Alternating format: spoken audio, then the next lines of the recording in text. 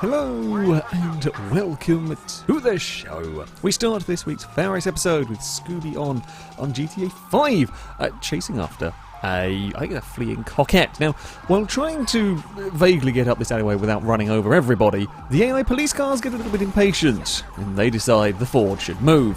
Now, I understand the collision is made worse probably by the mod car, but still, the AI police were not keen on waiting in that one. Vakanov on GTA 5 playing around with the prison buzz that is notorious for falling over.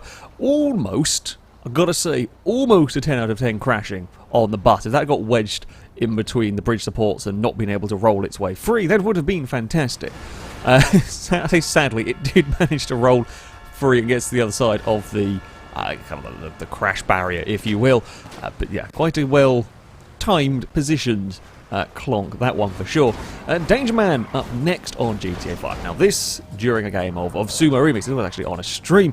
We're down to the last few cars in this particular arena. Now Danger Man's been spun, he's quite a long way back and is running out of time to get to the circle. In fact, it is too late to get to the circle. However, note the death of the car and what happens to the wreck afterwards, because I was busy fighting up in the arena here. I was busy having the battles and I'd actually pushed the car off, was doing quite well.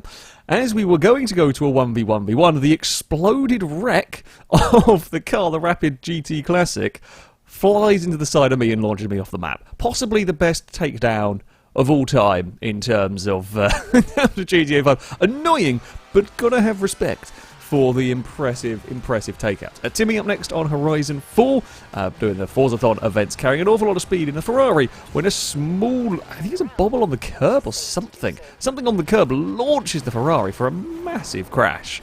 I mean, that's not, there wasn't looking like there were any particular rocks there, but still, that hurt.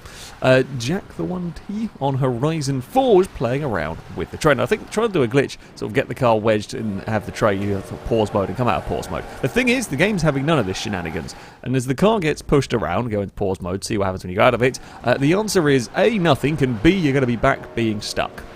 Yep, Forza wins in that one. Forza has definitely won. We move next on to Descenders. Yes, some downhill mountain biking. Now, some sneaky shortcuts are going on here. The tree, a little bit in the way. It's not enough to prevent the sneaky shortcuts from that. That's you couldn't do it if you tried, let's be honest. I like the shortcuts, the clip of the tree, the backwards twist and then land almost perfect. Slightly too high perhaps on the banking, but I mean that's a 9.5 out of 10 on the old landing right there. Steel Guns up next on Need for Speed Heat is driving around with the skyline, kind of just exploring an area as you do. Comes around this kind of train carriage, goes to fit through the gap, not realising that the tower on the left is on like a raised concrete platform. The skyline can get onto the platform, however, can't get off. Nope. Once you are parked up there, you can make a lot of fire. That's about all you can do. There's no way the skyline's going to get down. I'm surprised there's not an invisible wall there stopping you from climbing up onto that, I'll be honest. Blaze the Fox up next also on Need for Speed Heat is doing a rather high-speed run through the city when things go a little bit wrong, as you might expect. Everything was going fine. A police car at the wrong time ends up across the cross traffic and a big old crash for the MX-5. Now, sure, that happens when you're doing 230 miles an hour. The unusual bit, as you might have noticed, what the hell are the wing mirrors now doing? That's not where they should be and not what they should be doing. I don't know whether the car had the I don't even know if you can have like the wing-mounted wing mirrors on the vehicles, or whether they were supposed to be in a normal place and have just glitched themselves and stuck. They're spinning around, they're doing a merry little dance. Even a further crash is not enough to upset them. I suspect they're supposed to have fallen off the car, but the game doesn't quite know what to do with them, so they're gonna just stay there and do their own thing. Sure. Shadowara up next on WreckFest at the Hellride circuit. Takes the jump in spectacular style, lands on somebody's roof, and then goes for a roll themselves. Yes, Hellride is a devastating and very punishing circuit, especially when a car lands on top of you. That's a dapper Mudkip, also at Hellride, racing the Killer Bee up against a load of trucks. When, as you might expect, things go wrong, it starts raining trucks everywhere. The poor Killer Bee.